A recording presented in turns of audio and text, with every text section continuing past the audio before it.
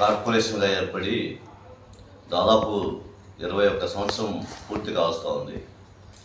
November 17, 2004 సంవత్సరంలో మున్సిపాలిటీని upgrade చేస్తూ కార్పొరేషన్గా ఆమోదం తెలిపారు.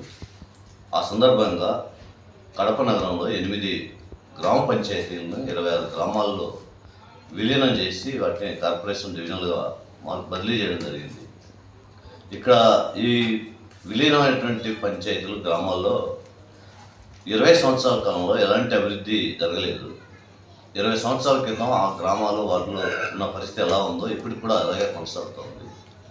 పాలకులు చెప్తున్నారు మేము పెద్ద ఎత్తున 2,000 కోట్ల రూపాయలు కడప నగరానికి నిధులు తీసుకొచ్చి అభివృద్ధి చేశామని చెప్తున్నారు. ఓటేడ్ సర్కిల్, ఏరోడ్ల కూడలి ఇలాంటి కూడలను అభివృద్ధి చేసి విలీనమైనటువంటి పంచాయతీలను తీవ్ర నిర్లక్ష్యం చేశారు. ప్రధానంగా ఆ విలీనమైనటువంటి పంచాయతీలు అయినటువంటి రూకవారిపల్లె, అట్లాగే బచ్చంపల్లె, పాలెంపల్లె, వీటితో పాటు చిన్నచౌక పంచాయతీలు కొన్ని ప్రాంతాలు, పుట్లంపల్లి, ఇట్లా అనేక ప్రాంతాల్లో ఎలాంటి అభివృద్ధి జరగట్లేదు. ఆయా డివిజన్లో ఉన్నటువంటి ప్రజలు డ్రైనేజ్ లేక తీవ్రమైనటువంటి ఇబ్బందులు పడుతున్నారు. రోడ్లు లేవు, డ్రైనేజ్ లేదు, వీధి లైట్లు కూడా సక్రమంగా ఉన్నటువంటి పరిస్థితి అక్కడ కొనసాగుతుంది.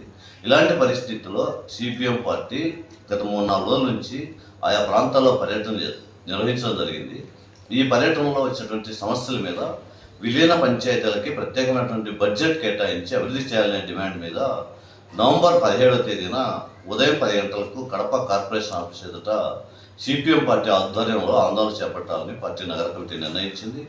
ప్రత్యేక నిధులు కేటాయించి ఆయా ప్రాంతాల మీద ప్రత్యేక శ్రద్ధ పెట్టి అభివృద్ధి చేయాలనే డిమాండ్తో జరిగేటటువంటి ధర్నాలో కడప నగర ప్రజానీకం పెద్ద ఎత్తున పాల్గొని జయప్రదం చేయాలని పార్టీగా మేము విజ్ఞప్తి చేస్తా ఉన్నాం.